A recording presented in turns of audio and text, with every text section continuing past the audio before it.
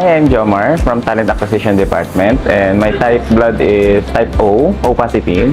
And then ang purpose ko kaya ako nag-donate ng dugo is para din makatulong din sa mga nangangailangan na din dugo. Hindi na rin sila mahirapan maghanap ng kapalit sa kanilang kailangan.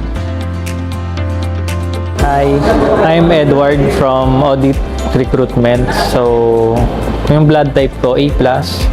Then, first time ko rin magpakuha ng dugo. I'm Jom.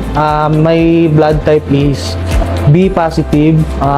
Kaya lagi ako nagdo-donate ng dugo kasi good to sa kalusugan natin para mag-circulate ng panibagong dugo. I'm Janine Arana. My blood type is B positive.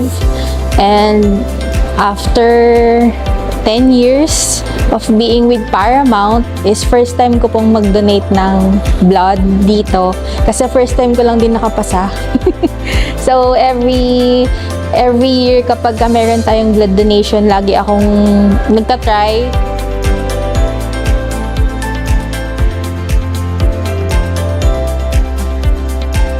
Hi, good morning. I'm Kevin from TKPP Department.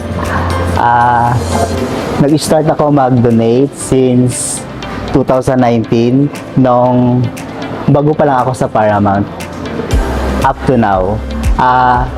Ang ko lang, bakit ako nagdo-donate, hindi lang sa malaman kung ano yung blood type ng dugo ko, kundi para din makatulong sa ibang tao na nangangailangan.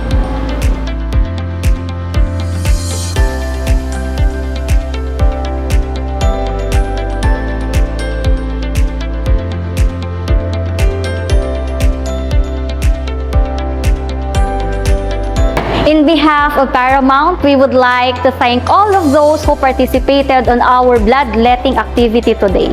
Your participation and contribution can make a big difference in the lives of those who need it the most.